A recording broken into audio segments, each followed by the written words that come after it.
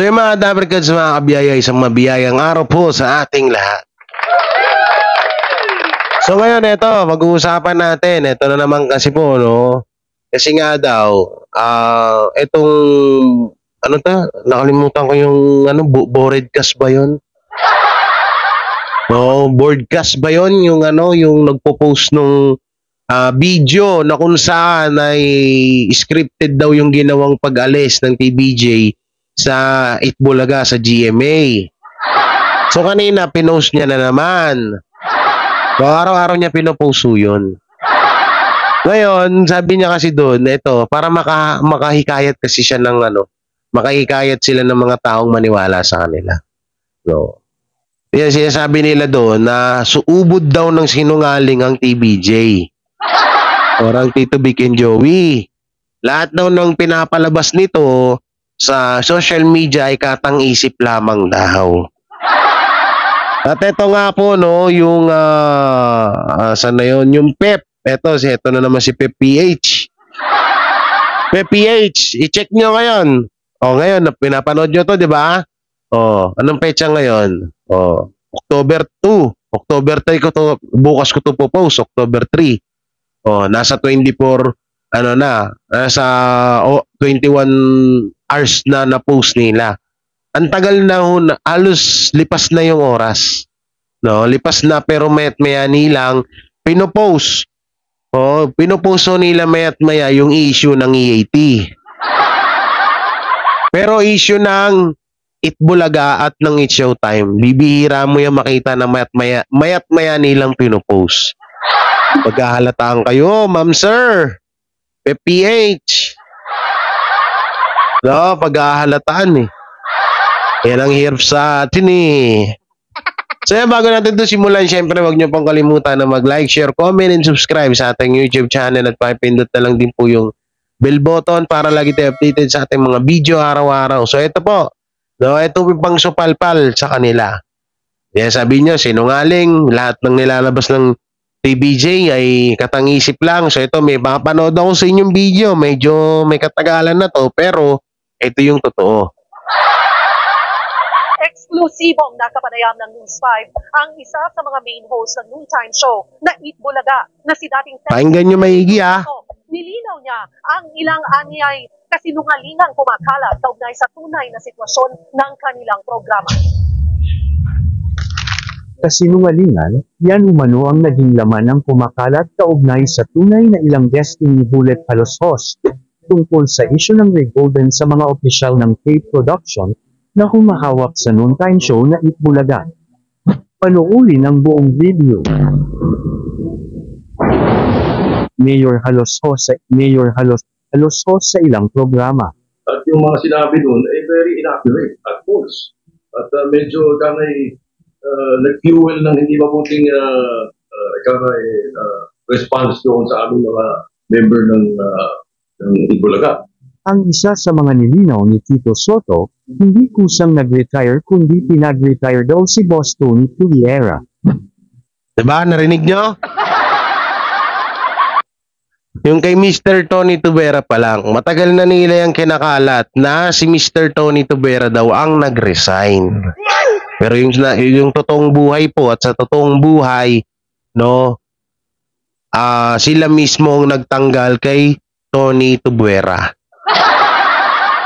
Tapos ang kinakabwisitan ko pa ho dito, no, eto kasi yung Haloshos Brothers, kada i-interviewin to, no, sinasabi nila yung mga respeto nila, pero wala na sa atin yan. Alam naman din natin kaplastikan lang yun, no.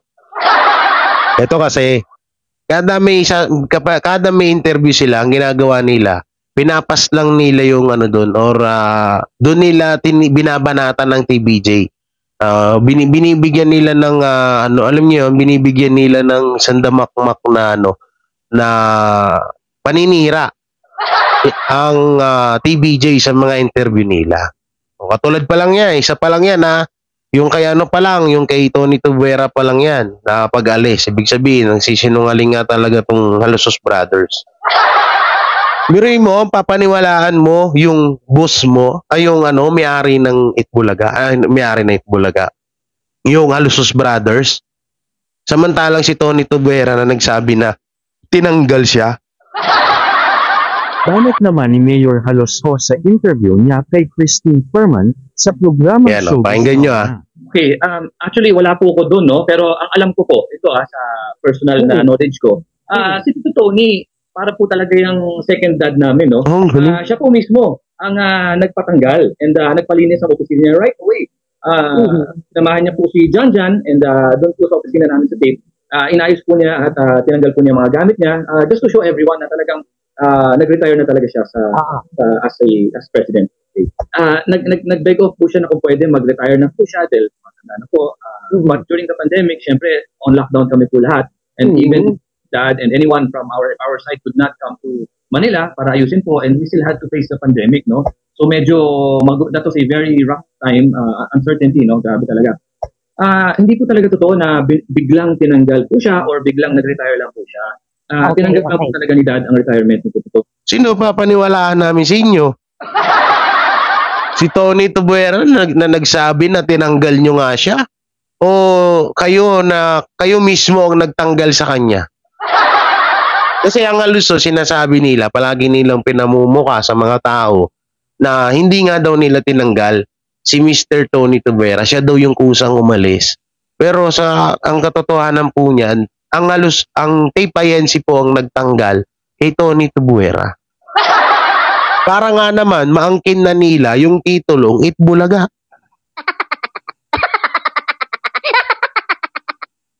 Ay nako. Just last effective March. Matatandaan natin ang mga isyu na matagal nang hindi sinasahuran ng TVJ at may utang pa raw ito ang Tape Bulaga. Hindi na din mapigilan ni Vic Soto na magsalita dahil hindi sapat ang binayaran ng Tape Bulaga sa kanya. Ayon kay Tito Soto, may impormasyon siyang nakalap ukol sa kita ng tape. Ipinakita niya na hindi nilulugi ang Tape Bulaga at ito'y malinaw na hindi dapat ipinagkakalat na sila ay may problema sa kita. Matagal na rin na may mga utang na rin daw ang tape sa TVJ na hindi pa rin sapat ang nababayaran ng mga halos-host sa TVJ. Sa amin, is tinatanggal na siya ng bat pero hindi niya natatanggap yung supposed sahod. Hindi totoo yun. Malaki ang utang. They owe a big sum of money with Vic and Joey na parehong sa sweldo nila yun at sa mga dapat nilang tanggapin. Malaki.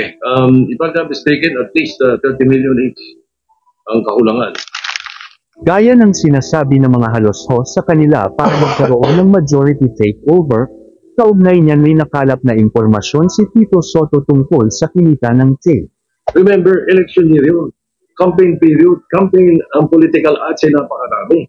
So, nakakapagtaka. Kaya lang, ang nangyari nga, sa pagkakaalam ko, alam nyo, laki ng bayad sa ganyan.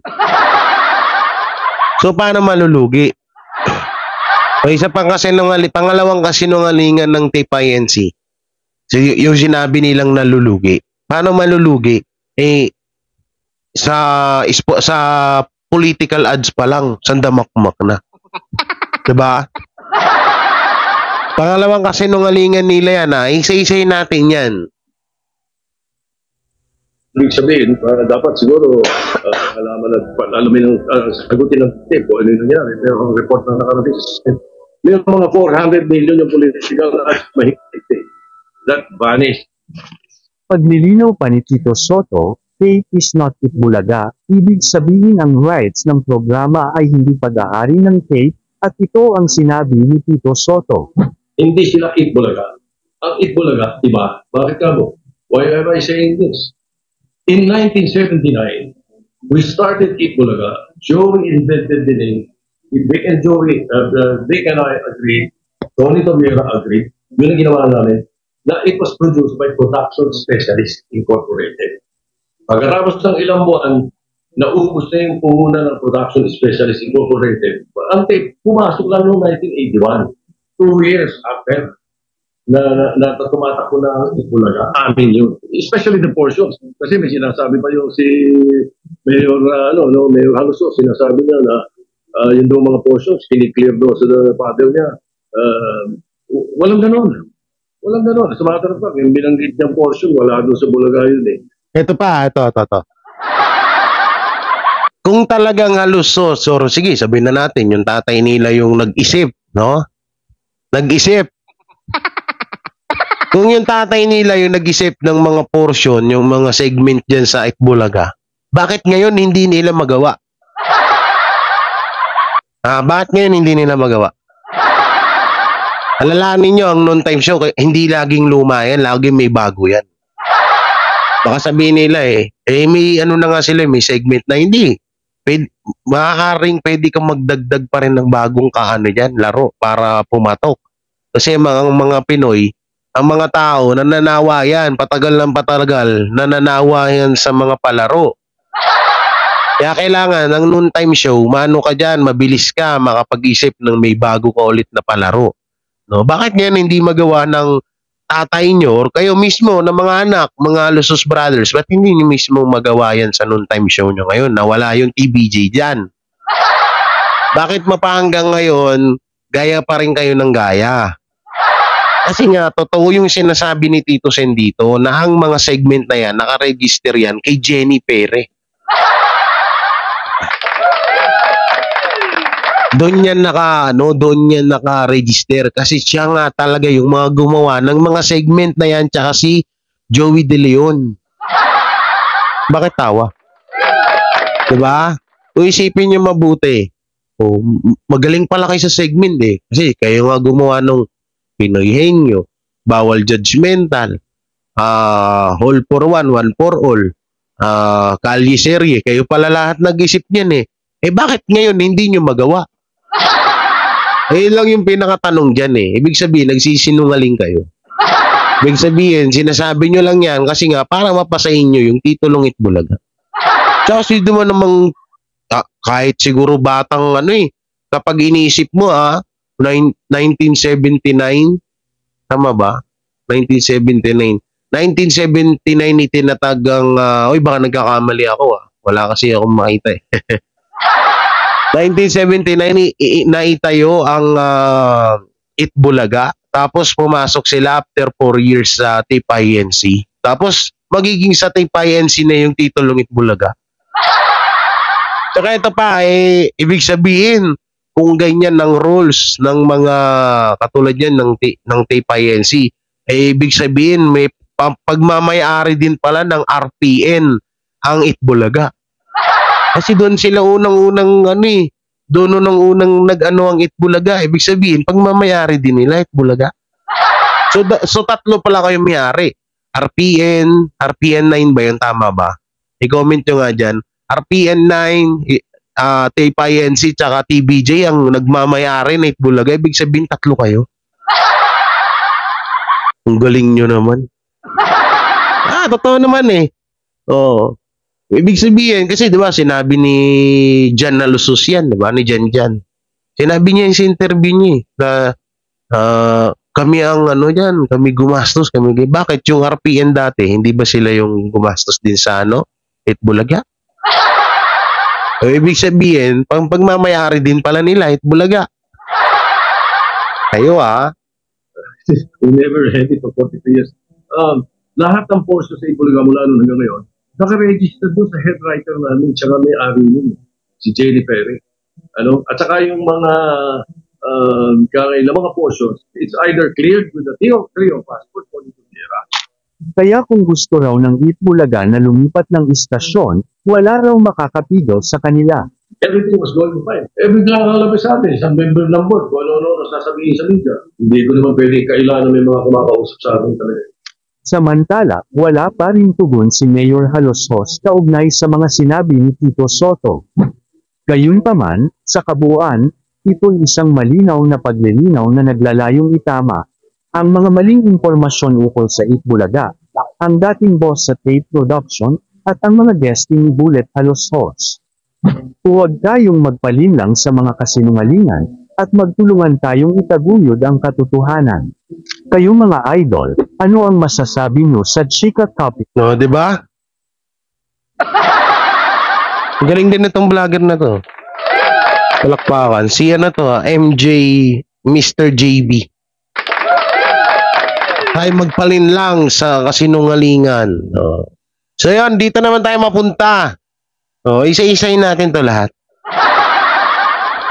Oh, ang ano nga daw, sinisisi nga daw dito. Ano bang nakalagay dito?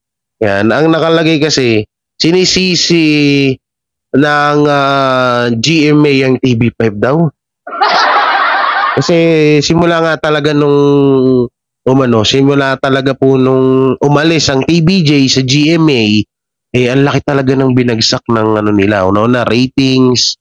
Pangalawa, yung kita. Ang dami kasing mga advertisement na sa nagsunuran sa TVJ, no? So, talaga ang laki ng binagsak ng GMA simula nung nawala ang TVJ sa kanila. So, ito po yung video, panoorin nyo. Ngayon, pag-usapan natin ang mga nakakabahalang pangyayari sa TV industry, partikular na sa GMA Network at TV5. Panoorin ang buong video. Kumusta mga idol? Mayroon naman tayong bagong chika sa inyo. Okay? Bago yan, welcome sa Ang tagal chika ni Mr. Jimmy. Sa mga nakaraang taon, napansin natin ang pag-angat ng GMA Network sa larangan ng TV ratings. Isa itong pambihirang pag-unlad para sa kanilang kumpanya, lalo na't nagsara ang kanilang karibal na ABS-CBN Network, 3 taon na ang nakakalipas. Ang kanilang kita sa TV ratings ay lumaki ng patuloy, at syempre, iyon ang nagpapalakas ng kanilang posisyon sa industriya. Ngunit sa mga nakaraang buwan, hindi maiiwasan ang pagtawag pansin sa ilang isyu na ibinabato sa GMA Network. Isang malaking isyu ang naging kontrobersyal na pagkakasangkot ng mga legit host ng Itbulaga, na sina Tito Soto, Rick Soto at Joey De Leon, kasama ang Tape Incorporated, sa ilang mga kontrobersya. Ang mga pangyayaring ito ay nagdulot ng negatibong epekto sa TV ratings at kita ng GMA Network. Dahil nawala rin ang ilang mga advertisement at mga legit na barcads, na mas lalong nagpababa ng kanilang kita. Kasabay nito, ang GTV, ang sister channel ng GMA, ay hindi rin nakaligtas sa pagbaba ng TV ratings. Lalo itong naapektuhan ng mawala ang It's Showtime dahil sa iba't ibang issue. Kahit na hindi lubos na ipinaliwanag ng GMA7 kung ano ang dahilan sa pagbaba ng kita, tila may koneksyon ito sa paglipat ng TVJ sa kapatid network ang TV5, na pag-aari ni Manny Pangilinan. Dahil sa pagkakahiwa-hiwalay ng mga manunood, ngayon kasi, ay pumangalawa na sa pwesto ang kapatid network sa TV ratings, samantalang ang GMA7 naman ay patuloy na bumababa ang kita, at ang GTV ay nagpapakita rin ng negatibong trend sa ratings. Hindi rin nababahala ang laki ng impact ng TVJ sa kanila, ano? Pero mo, nag-iyakan na sila ngayon simula na mawala ang TVJ. So ito mga Dabarkads, bago natin tituloy. Nagtataka lang ako. Bakit laging si Nanette, si Nanette Guzon Valdez, ano ba yan sa GMA, nakalimutan ko. Lagi nasa It's Showtime. Pero ni minsan hindi ko yan nakita sa sa generic Night Bulaga. Alam mo, minsan naawa na rin ako sa generic Night Bulaga. Parang halos lahat ng didiri dun. Alam mo yun, ni minsan hindi ko nakita ang GMA dun. Pero sa It's Showtime, palagi ko nakikita si Nanette Guzon Valdez. Pero sa generic Night Bulaga, nga. Bakit kaya